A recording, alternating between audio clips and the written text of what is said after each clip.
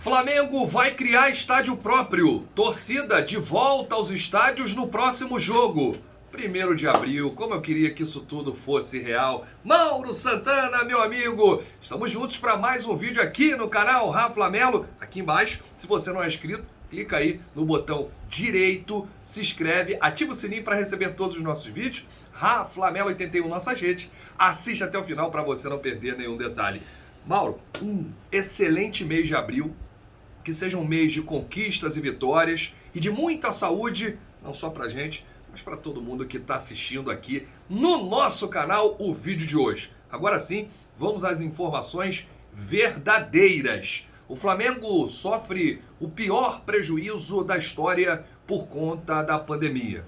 Excelentes notícias. O clube acelera conversas por renovações com Gerson e De Arrascaeta. Saiba os valores das compras de Pedro, Gabigol, Michael e Léo Pereira. E o balanço completo a partir de agora no canal Rafa Melo. E aí, Mauro? Tudo tranquilo? Tudo tranquilo, graças a Deus. Você falou a respeito do mês de abril, mês novo, esperanças renovadas e esperança maior de que o Flamengo comece vitorioso. Afinal de contas, temos disputa de título nacional nesse mês de abril. É verdade. No final do vídeo eu vou te perguntar qual foi a pior mentira que você já ouviu no mundo do futebol, no mundo da bola.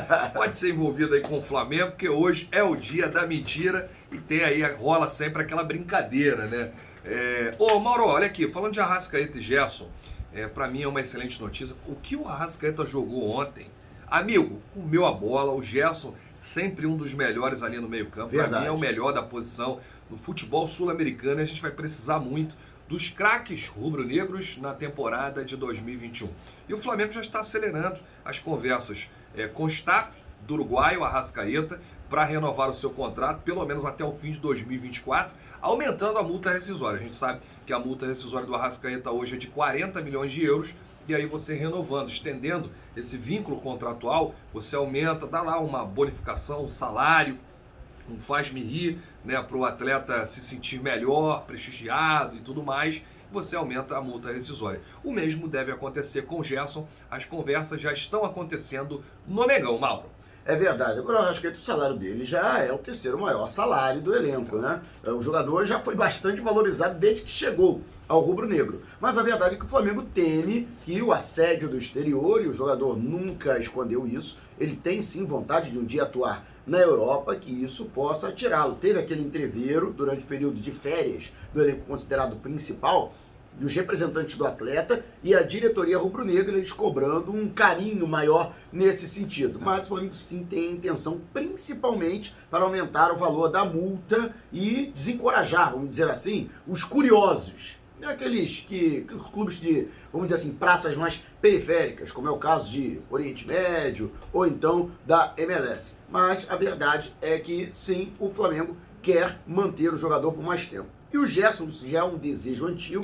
O jogador tem um salário considerado um pouco mais baixo, vamos dizer assim, de segundo escalão dentro do elenco do Flamengo. É um excelente salário, mas ainda distante daqueles outros jogadores, Gabigol, Bruno Henrique e o próprio Arrascaeta, que a gente acabou de citar. O Flamengo tem a vontade de prorrogar o contrato até 2025, aumentando ainda mais o valor da multa rescisória, que atualmente é de 70 milhões de euros. O Flamengo quer colocar um valor ainda mais elevado, porque hoje talvez Gerson seja, do elenco atual, o jogador mais visado do Flamengo pelos grandes clubes europeus. É verdade, o Gerson tem a idade olímpica, né? Jovem jogador aí, vai nos dar muito retorno no futebol. O Flamengo publicou o balanço financeiro de 2020. O clube faturou, mesmo com a pandemia, 756 milhões de reais, uma queda de 20,5% em relação ao faturamento de 2019. Quando não tinha pandemia, o Flamengo foi campeão da Libertadores, do Campeonato Brasileiro, enfim, é uma diferença grande dentro do orçamento do clube. O Flamengo em 2019 faturou 950 milhões de reais, quase 1 bilhão, e em 2020, né, quando não tivemos mais público nos estádios por conta dessa doença, 756 milhões de reais. A redução se dá principalmente pela falta da torcida e pela queda no sócio no quadro do sócio-torcedor.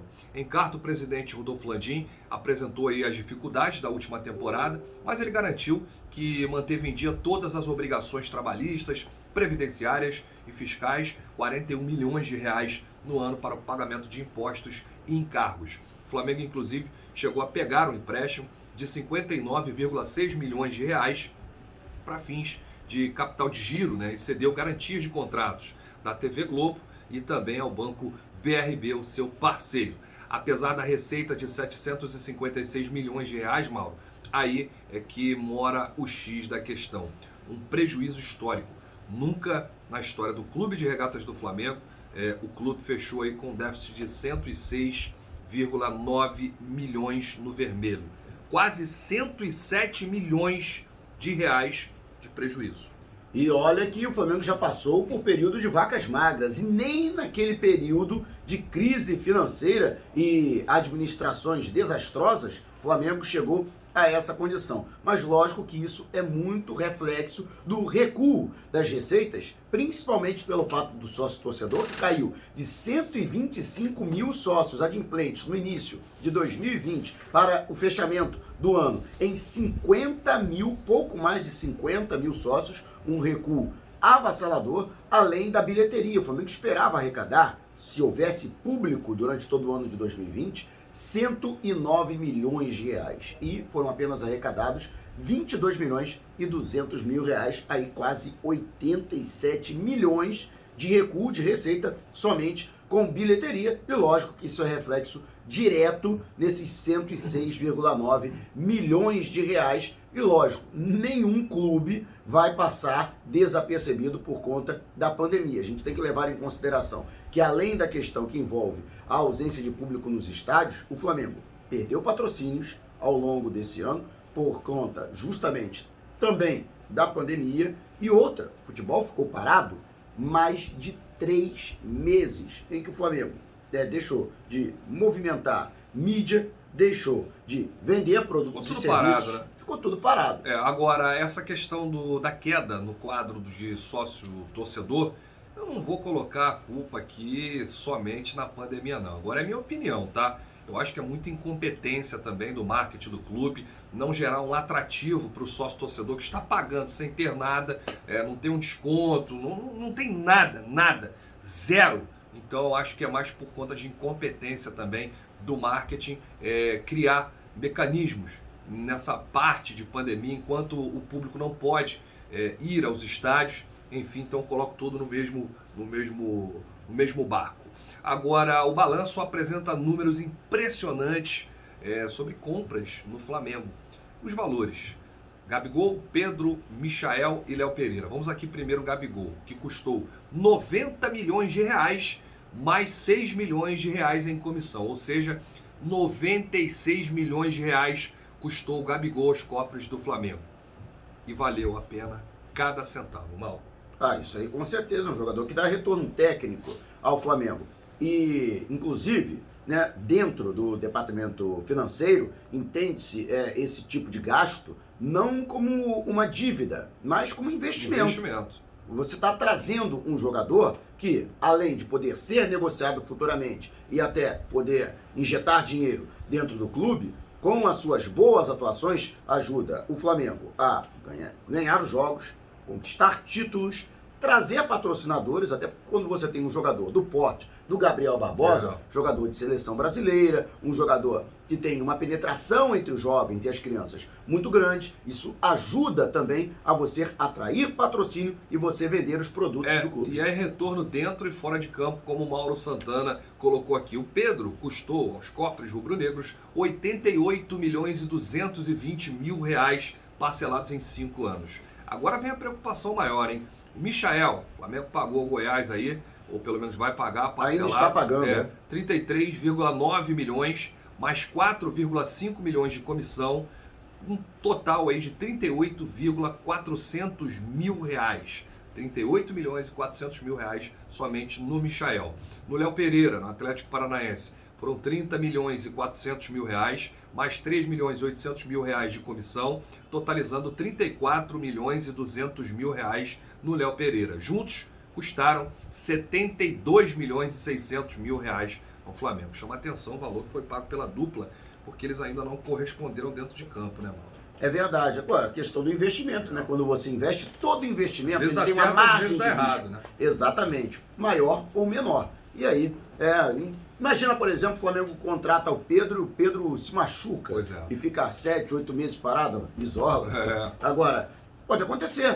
Então, o Flamengo contratou esses atletas, eu acho que aí teve uma falha na avaliação você tem um centro de inteligência do Flamengo, os analistas de desempenho. Mas, diga-se de passagem, os dois jogadores foram pedidos pelo então técnico Jorge Jesus. É verdade. O Flamengo contratou porque o então técnico português havia pedido a sua contratação. Para a gente encerrar aqui, as fontes de receitas do Flamengo em 2020. Direitos de transmissão e prêmios. O Flamengo faturou 264 milhões de reais. Transferências de atletas, 222 milhões de reais. Patrocínios e licenciamentos, 143 milhões de reais. Bilheteria, sócio-torcedor e estádio, 92 milhões de reais. Social e outras 34 milhões de reais. E uma última informação, o Flamengo faturou, dentro desse balanço aqui que eu informei, 195 milhões com as saídas de Caio Roque, Matheus Sávio, Pablo Mari, Vinícius Souza, o Vinição e Reinier Jesus. Agora sim, Mauro, a historinha da mentira.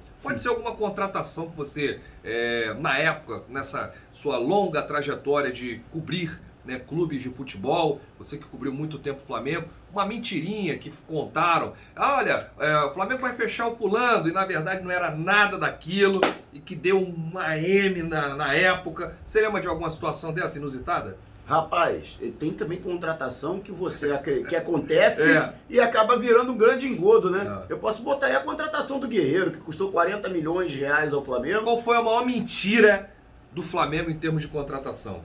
Contratou e chegou e não era nada daquilo. Rapaz, tem muita. Se eu escolher uma única, tem a do Vitinho.